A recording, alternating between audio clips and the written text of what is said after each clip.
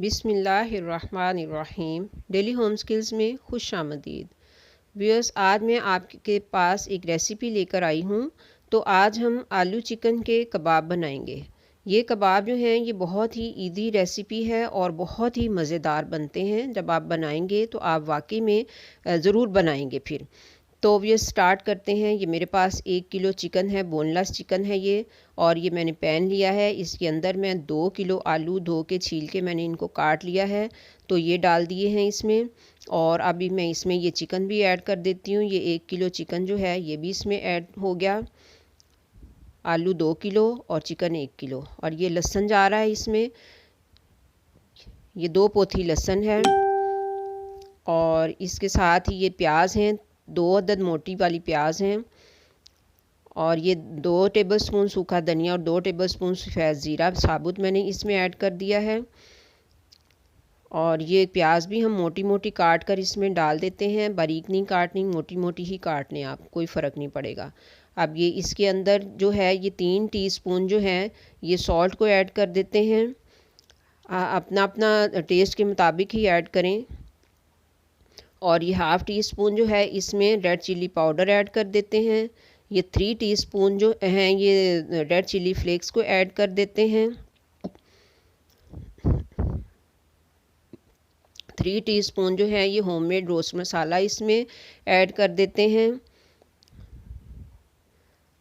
और अब हम इसमें सोया सॉस ऐड कर रहे हैं। ये 3 से 4 टेबलस्पून ऐड करें। और ये 1.5 टीस्पून जो है ये ब्लैक पेपर पाउडर इसमें ऐड कर दिया। और इसके साथ ही 1 गिलास पानी हम ऐड कर देते हैं। और फिर इसको हम पकने के लिए चूल्हे पे रख देते हैं। ये हम इसको कवर कर देते हैं।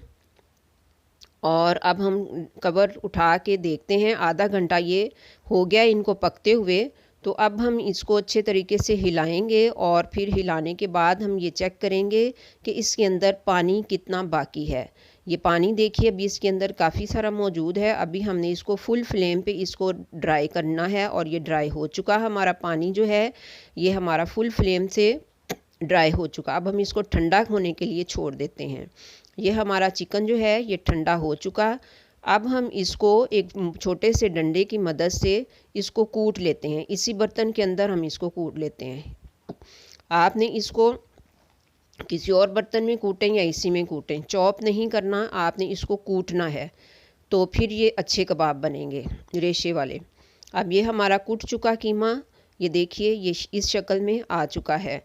तो अब हम इसमें ये सब्ज़ मिर्चें हैं मेरे पास, ये 3 से 4 बारीक कटी हुई सब्ज़ मिर्चें हैं। अब मैं इसमें उनको ऐड कर देती हूँ।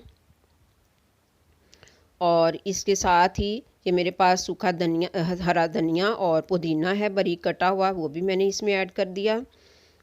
अब हम इसको हाथ की मदद से अच्छे तरीके से मिक्स करेंगे।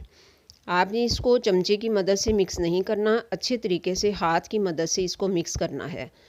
तो ये हमारा कीमा जो है ये देखिए बहुत अच्छे तरीके से मिक्स हो चुका है। अब हम हाथों को ग्रीस करेंगे और एक कबाब बनाएंगे। ये देखिए इस तरीके से आपने इसके गोल गोल कबाब बना लेने हैं। ये देखिए ये हमारे कबाब जो हैं ये बन रहे हैं और हम इसको इस डिश में इस तरीके से रखते चले जाएंगे।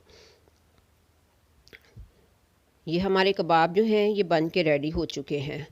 ये सारे कबाब मैंने बना के इस डिश में रख लिए हैं। ये देखिए इस फॉर्म में ये बने हैं। और अब हम इनको फ्राई करते हैं। ये एक तवा ले लें, चाहे आप कोई फ्राई पैन ले लें। तो ये एक अंडा फेंट लें और ये एक प्याली में मैंने ब्रेड क्रम्स ले लिए हैं। अब हम इसके ऊपर तवे के ऊपर ये घी या ऑयल जो भी आप डालना चाहें आप इसके ऊपर डाल दें। और फ्लेम को आपने लो रखना है, हाई फ्लेम पे कबाब नहीं बनाने।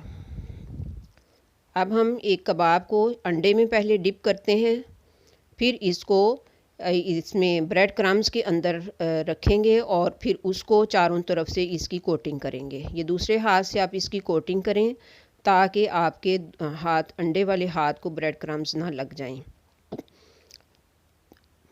तो ये इस तरीके से हमने सारे कबाब जो हैं वो इस तरीके से हमने इसके ऊपर फ्राई करने हैं। और अगर आप ब्रेड क्रम्स ना लगाना चाहें तो फिर आप इसको सिर्फ खाली अंडे में ही डिप करके तो आप इसको फ्राई कर सकते हैं। ब्रेड क्रम्स लगाने से ये क्रंची हो जाते हैं, क्रिस्पी हो जाते हैं, और सिर्फ अंडा लगाने से ये सॉफ्ट रहते हैं। जिसको जैसे पसंद हो वो वैसे इसको फ्राई कर ले। तो ये बिल्कुल आपने लो फ्लेम पे फ्राई करना है।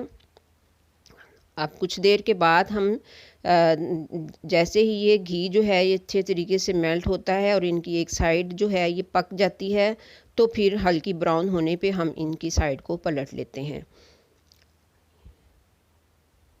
ये देखिए, ये कलर बहुत डार्क आपको लग रहा है, लेकिन ये लाइट का सिस्टम कुछ इस तरह का है यहाँ पे कि ये डार्क लग रहा है आपको, ये जला हुआ नहीं है। अब हम सारे कबाबों की साइड जो है वो अच्छे तरीके से सारे कबाबों की साइड को पलट लेते हैं सेम तरीके से, और फ्लेम को बिल्कुल लो रखना है आपने। अब ये हमारे कबाब जो हैं ये बन के रेडी हो चुके हैं। ये देखिए कितने अच्छे कबाब बने हैं और ये बड़े ही टेस्टी हैं। ये इमली की चटनी है, ये मेरी होममेड इमली की चटनी है। इसके साथ आप ये कबाब लगा के खाएंगे तो आपको बहुत बहुत मज़ा देंगे। व्यूअर्स, आप बनाएंगे तो आपको खुद ही अंदाज़ा हो जाएगा कि ये कबाब कितने अच्छे बने हैं और ये इमली की चटनी कितनी टेस्टी है। इंशाल्लाह इमली की चटनी की रेसिपी भी मैं इंशाल्लाह अपनी नेक्स्ट वीडियो में डालूँगी। तो मिलते हैं फिर नेक्स्ट वीडियो में इंशाल्लाह। अस्सलाम वालेकुम।